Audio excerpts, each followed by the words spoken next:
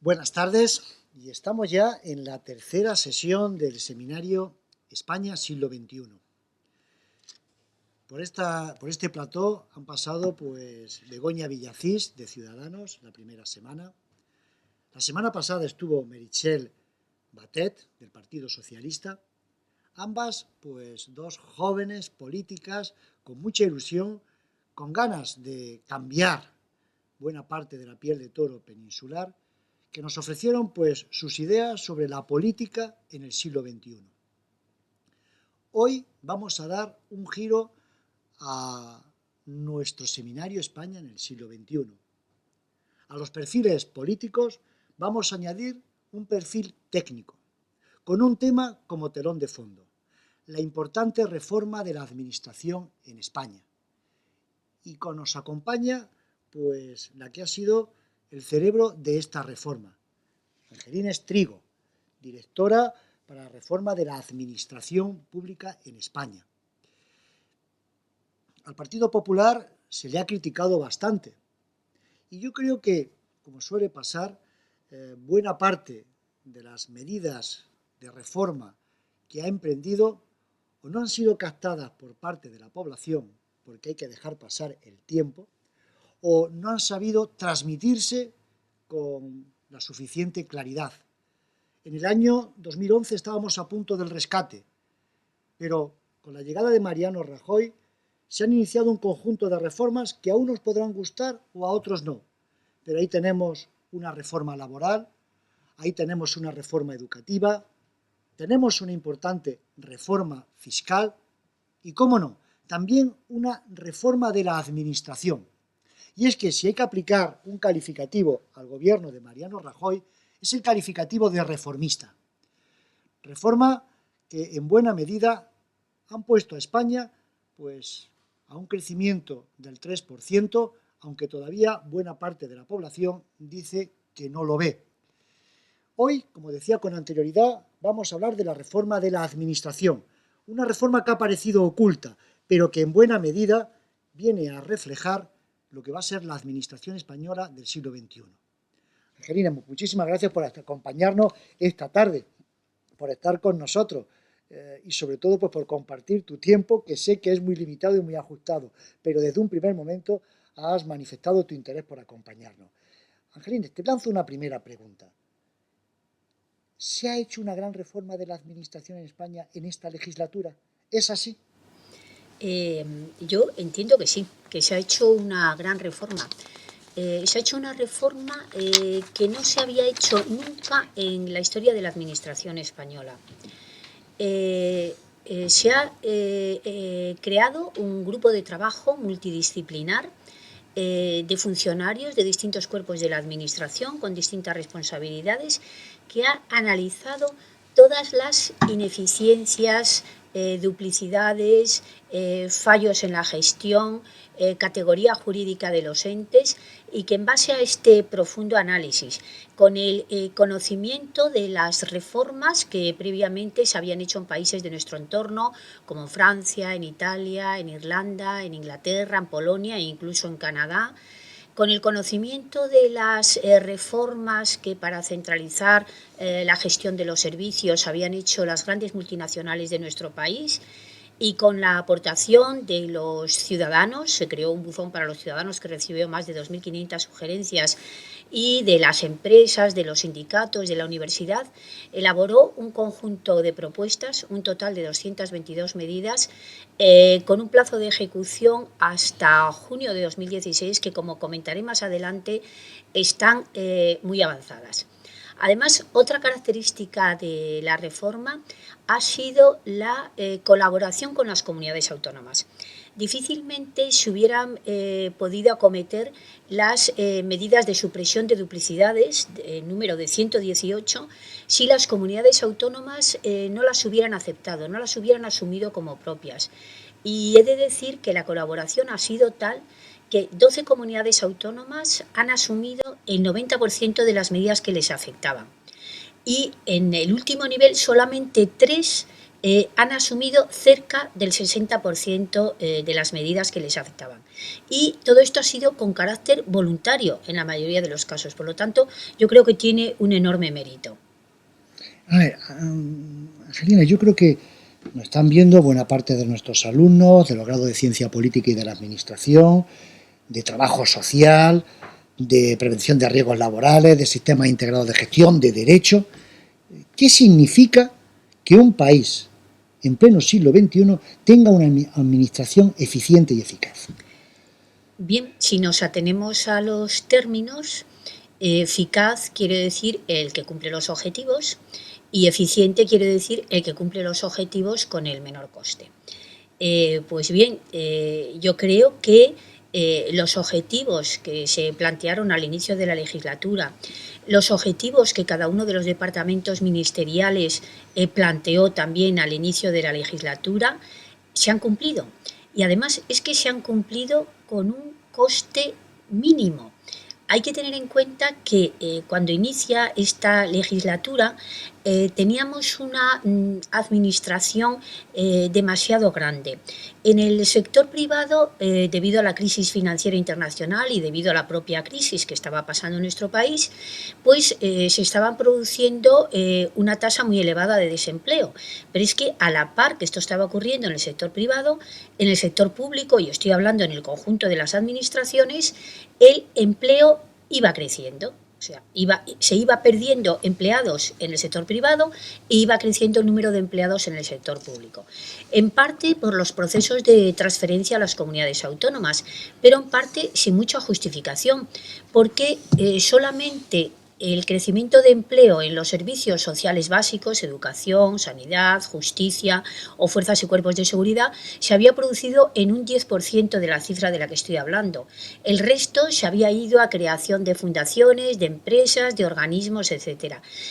Por lo tanto, la reducción de este número de empleados extra que se había producido a lo largo de la crisis en prácticamente la misma cuantía en la que había crecido, ha supuesto que ha habido que desarrollar los servicios con menos gente. Y eso se ha cumplido, se ha conseguido prestar los servicios con menos personal. Y todo ello gracias a la utilización de la administración electrónica y, como no, de las capacidades de los funcionarios. Por lo tanto, puedo decir que efectivamente se ha trabajado y se ha conseguido una administración más eficaz y más eficiente. Generalmente los españoles, que somos muy críticos y más nos gusta la tertulia y el debate, nuestra visión de la administración es una visión bastante negativa. Pensamos siempre en el vuelva usted mañana, las largas colas que tenemos que hacer. Mi pregunta es la siguiente, Angelina, ¿cuáles eran o cuáles son los grandes defectos que arrastraba la administración pública en España hasta esta reforma que ha intentado introducir a la administración pública en el sendero de las grandes tecnologías? Bien, pues yo creo que la mejor forma de contestar a esta pregunta es referirnos a los grupos de trabajo que se crearon para elaborar las propuestas que han dado lugar al cumplimiento de la reforma. En primer lugar, el grupo de trabajo de duplicidades. La creación de las comunidades autónomas con sus procesos de transferencia ha traído desde luego muy buenas cosas, la cercanía al ciudadano, pero también en ocasiones ese distanciamiento de la Administración General del Estado ha provocado duplicidades en la gestión. Esto no era bueno. No es bueno que los ciudadanos tengan que ir a una ventanilla de la Administración General del Estado y posteriormente a otra ventanilla de la Administración Autonómica para conseguir prácticamente lo mismo. Bueno, pues de las 118 medidas que había en el ámbito de las duplicidades, prácticamente el 90% está cumplido. Por lo tanto, se han eliminado muchísimas duplicidades con las comunidades autónomas. Simplificación administrativa. Las administraciones copia del derecho francés, de la administración francesa, se caracterizan porque tiene muchos procedimientos, tiene muchos trámites, se alarga mucho la gestión, son muy ordenancistas. ¿Qué hemos pretendido conseguir con la simplificación administrativa?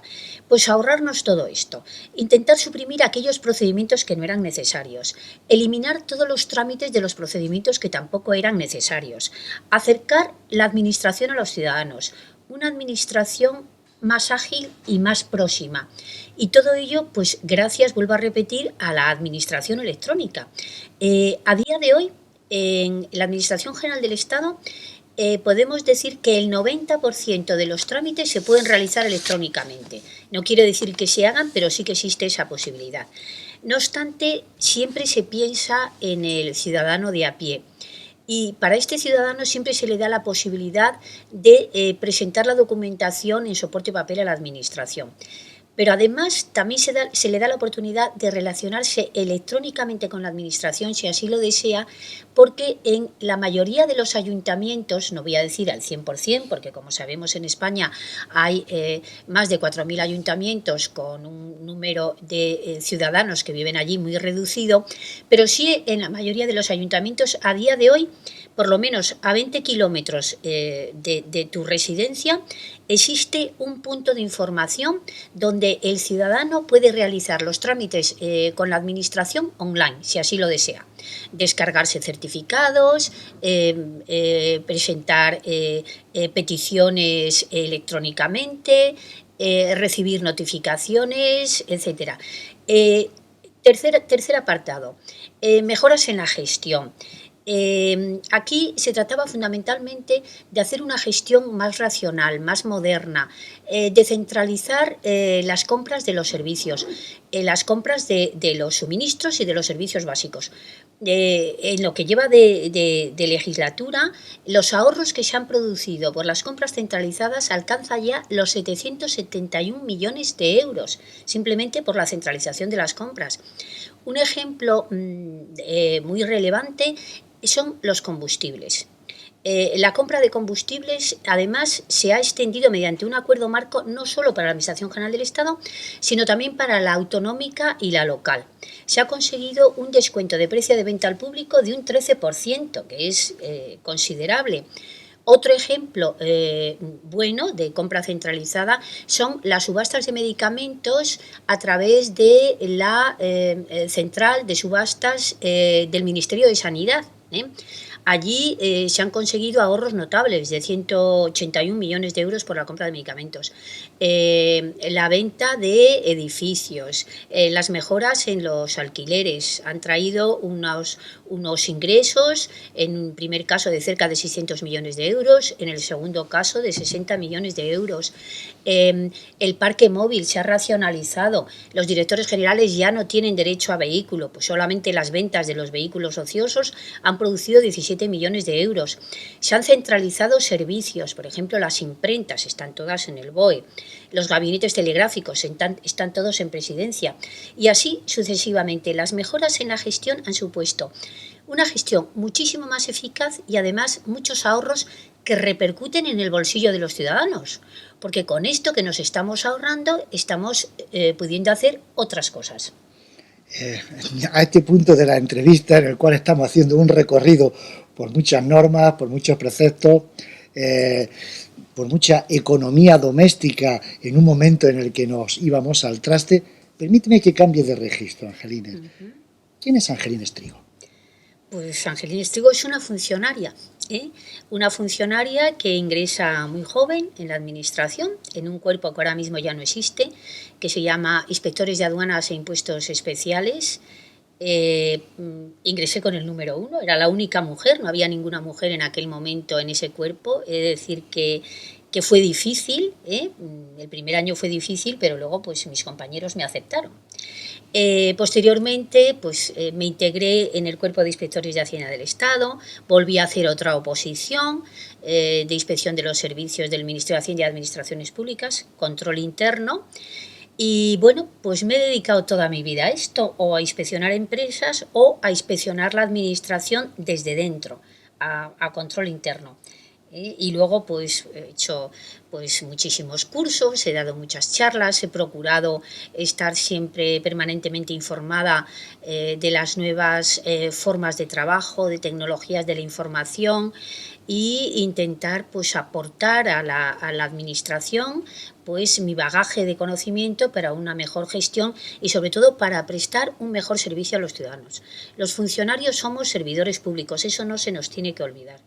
Nuestra función es prestar un mejor servicio a los ciudadanos. ¿Y te ha sido difícil conciliar vida laboral y vida familiar? Eso que tanto se comenta por parte de los políticos, vida cotidiana, etcétera, etcétera. Bueno, pues he de decir que sí, que no es fácil, sobre todo al principio, cuando los niños son pequeños, sobre todo cuando eres pionera en un sector de la administración, que te parece que tienes que estar demostrando que eres capaz de hacer lo mismo que tus compañeros hombres y siempre intentas superarte y hacer algo más, y a la vez tienes la mala conciencia de que a lo mejor no estás atendiendo debidamente a tu familia. Por lo tanto, en un principio sí.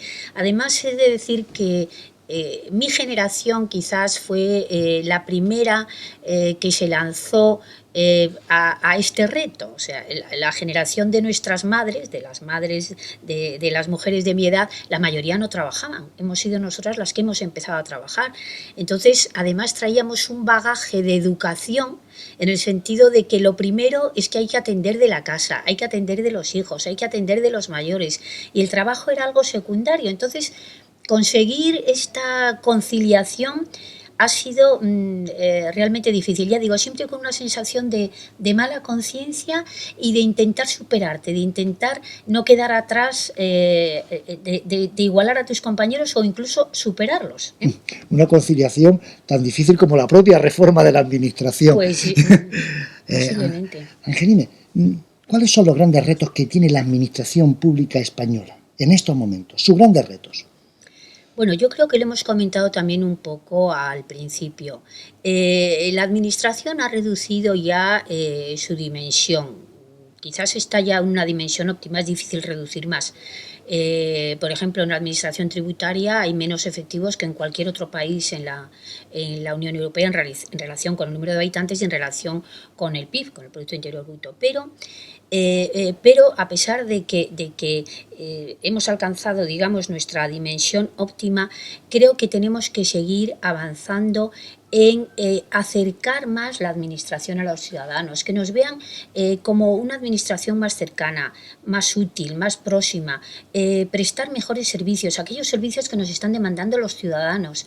De eso va la reforma, en eso nos hemos esforzado, pero tenemos que seguir igual, Tenemos que seguir aproximándonos. Ejemplos de aproximación.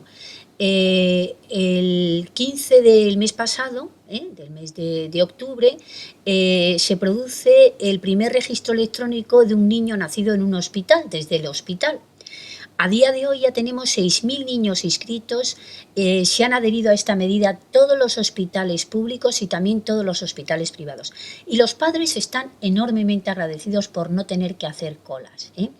Estamos intentando eliminar las colas. ¿Cómo? Pues con las citas previas. En tráfico, en todas las oficinas de tráfico, por todo el territorio nacional, está extendida la cita previa. 4 millones de ciudadanos han sido atendidos con cita previa. En las oficinas de empleo, hasta 40 millones de ciudadanos han sido atendidos con la cita previa. Esto es lo que con lo que tenemos que continuar. Otro ejemplo. Todos estamos acostumbrados a presentar nuestra declaración de renta en soporte digital, es decir, uno mira el borrador en internet y si está conforme le da el botón de OK y ya no hace nada. Bueno, pues ahora esto se está pudiendo hacer también con las cotizaciones a la Seguridad Social. Existe un sistema denominado CRETA que todos los meses traslada a las empresas, va paulatinamente, ya hay 400.000 empresas adheridas, traslada a las empresas las cotizaciones de sus empleados. La empresa tiene una semana para verlo y si le parece correcto lo acepta y ya no tiene que presentar ningún documento. Esto es buenísimo, sobre todo para las pequeñas y medianas empresas que antes necesitaban una gestoría. Pues en este tipo de medidas, que hay muchas de estas en Cora, es en lo que tenemos que continuar avanzando. Bueno, como buena parte de las reformas que se han emprendido en esta legislatura, no han faltado las críticas. Se criticó pues las reformas en educación por parte de los sectores de izquierda, se han criticado pues las reformas laborales y se ha criticado pues la reforma de la administración local. Una reforma de la administración local que muchos han considerado que ha significado un tiro en la línea de la flotación al municipalismo español. ¿Hasta qué punto eso es cierto, Angelina? Bien, Al inicio de nuestros trabajos, un alto cargo de una multinacional que previamente había sido ministro en etapas anteriores, me comentó: vais a hacer un trabajo impresionante y no se os va a agradecer, porque aquí lo que habría que haber hecho para que se os hubiera agradecido era eliminar ayuntamientos y suprimir las diputaciones. Eso es muy fácil porque se hace de un plumazo y eso se os hubiera agradecido. Pero no, habéis ido a lo más difícil. Y es cierto, hemos ido a lo más difícil. La ley de reforma local no ha eliminado ningún ayuntamiento ni ninguna diputación, como pretenden algunos actores de la política en este momento. ¿Por qué? Pues porque se consideró que no era necesario. Más de la mitad de los municipios en España son muy pequeñitos. Los concejales de muchos de esos municipios no cobran siquiera. Son las diputaciones o los grandes municipios de la capital de la provincia los que les están prestando los servicios. ¿Por qué apostó la reforma de la administración local? Por la racionalización. Por intentar que esto se mantuviera, que las diputaciones prestaran los servicios a los municipios de menos de 20.000 habitantes, que los municipios pequeños se asociaran en mancomunidades también para prestar estos servicios. Eliminar todas las competencias impropias. Había ayuntamientos que se estaban endeudando haciendo tareas que no eran de su competencia. Racionalizando la gestión de los ayuntamientos. Los ayuntamientos tienen prohibido endeudarse. Creo que todos ustedes saben que el conjunto de los ayuntamientos en España tiene superávit por primera vez en la historia. El 95% de los ayuntamientos tiene superávit y el conjunto también. Están desarrollando una gestión muy eficaz. Se les han suprimido o se les insta a suprimir todas aquellas empresas que tienen déficit. Solamente pueden crear empresas aquellos ayuntamientos que tienen superávit. En esta línea es en la que se está trabajando. No en eliminar algo que para nosotros es muy próximo. Aquí todos estamos acostumbrados a hablar de mi pueblo, tenemos una cercanía muy grande con nuestros pueblos de origen. Yo creo que dolería muchísimo a los ciudadanos que se les suprimieran sus pueblos. Bueno, pues no se van a suprimir, lo que se va a hacer es mejorar la gestión, que no cuesten, que presten unos servicios eficaces, pero que no nos cuesten. Estamos en plena campaña electoral, aunque algunos distinguen entre pre-campaña, campaña. El caso es que un tema que se ha introducido dentro de la agenda ha sido la reforma de la Constitución. Hay quien dice que mejor no hablar de reforma de la Constitución, simplemente de cambiar 4 artículos, que eso no es propiamente cambiar la Constitución. Pero uno se encuentra, el discurso que se está dominando, o que está dominando el panorama, es que han pasado ya pues unos cuantos años desde la aprobación de la Constitución del 78, España ha cambiado social, política, económicamente, se ha quedado un poco oxidada esa Constitución que nos ha proporcionado posiblemente uno de los periodos pues con mayor bienestar de la historia de España, sobre todo por la paz, en esta piel de toro en el que siempre han existido esas dos Españas, ojalá existiera también una tercera, como diría Salvador de Madariaga, y dentro de este discurso sobre la reforma de la Constitución ocupa un lugar privilegiado la reforma del Estado autonómico, lo que está ocurriendo con Cataluña, etcétera, etcétera. Mi pregunta, Angelina, es tan sencilla como la siguiente. ¿Qué valoración tienes al día de hoy, tú, que eres una de las grandes conocedoras de la administración pública española, del Estado autonómico español? Yo creo que ha sido un gran avance el Estado autonómico español. Volviendo a mi tema recurrente, ha acercado la administración a los ciudadanos. Eso ha sido muy bueno, muy positivo. Lo que sucede es que con todas las reformas tan ambiciosas, hablando en grandes líneas que se han producido desde la Constitución, pues todo eso tiene que ir adaptándose, tiene que ir aposentándose en el tiempo. Nosotros hemos iniciado con esta reforma de las administraciones públicas una senda de colaboración con las comunidades autónomas para evitar las duplicidades, para intentar extender las mejores prácticas de algunas comunidades autónomas a otras. Como dije al inicio, todas las comunidades autónomas han colaborado enormemente en esta reforma de la administración. Es más, todas ellas han hecho su propia reforma. Si uno vive en una comunidad autónoma determinada, podrá comprobar que en esa comunidad autónoma también se han suprimido organismos, se han suprimido consejerías, se ha ahorrado mucho dinero en la gestión, se está prestando un mejor servicio a los ciudadanos. Pues bien, yo creo que esta es la senda a seguir. No se trata de eliminar el Estado autonómico, se trata de mantenerlo, pero mantenerlo al igual que se está haciendo con la Administración General del Estado, prestando unos servicios al ciudadano más eficaces y más eficientes. Y todo eso trabajando conjuntamente, la Administración General del Estado con las comunidades y las comunidades entre sí con la Administración General del Estado. Angelina, la CORA. Tú has sido el alma mater de la CORA, de la Comisión para la Reforma de la Administración Pública. ¿Cuáles han sido sus logros y cuáles son los retos que tiene por delante esta comisión?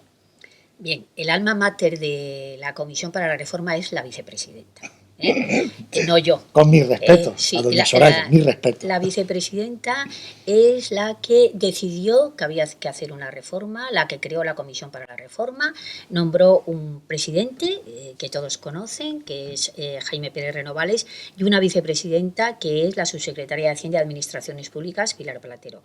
Yo soy la directora de la Oficina para la Ejecución de la Reforma, la que está todo el día trabajando con los departamentos ministeriales para que las medidas que se propusieron en su momento se cumplan.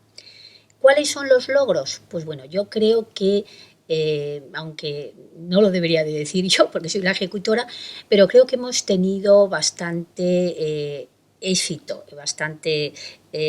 los logros son buenos. ¿Y por qué? Pues porque aunque la reforma tenía prevista su finalización en julio de 2016, a día de hoy ya tenemos cumplida el 86% de las propuestas, 191 medidas. Y tenemos unos ahorros de más de 30.000 millones para las administraciones públicas y de más de 3.000 millones para los ciudadanos. En ese sentido, yo creo que hemos cumplido. Y además, y a pesar de las críticas, sí que voy a señalar algo que ha sido novedoso, nos hemos enterado el viernes pasado.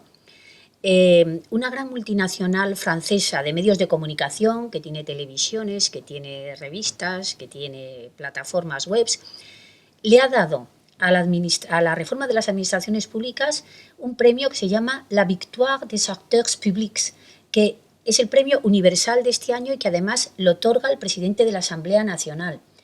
Nosotros no hemos tenido relación con esta empresa. Nos han conocido pues posiblemente por nuestra relación con la administración francesa del inicio, nuestra participación en la embajada francesa con altos funcionarios, nuestra colaboración e intercambio, pero ha sido pues una novedad que una empresa privada y además de un país como Francia, que es el padre de la cultura administrativa, le haya otorgado este premio a la reforma de la administración española. En cuanto a los retos, bueno, pues los retos es que esto no se pare. Los retos es que siempre hay una incertidumbre cuando hay un proceso electoral. Evidentemente yo tengo mis deseos, yo sé quién quiero que vuelva a gestionar este país porque considero que lo ha hecho con gran eficacia, pero independientemente de quién salga elegido, del partido gobernante, la reforma no tiene marcha atrás, no se puede parar. En ningún país de nuestro entorno que han tenido, después de hacer su propia reforma, han tenido diversas elecciones y hay otros partidos gobernando, en ningún caso se han suprimido las oficinas para la reforma. Y yo creo que si queremos que prospere, si queremos mejorar, tenemos que continuar con las reformas. Machado, pues, que es uno de mis poetas preferidos, nos aconseja que más que imponer nuestra verdad, vayamos juntos a buscarla. Y vivimos en un país donde en más de una ocasión hemos intentado imponer nuestras verdades.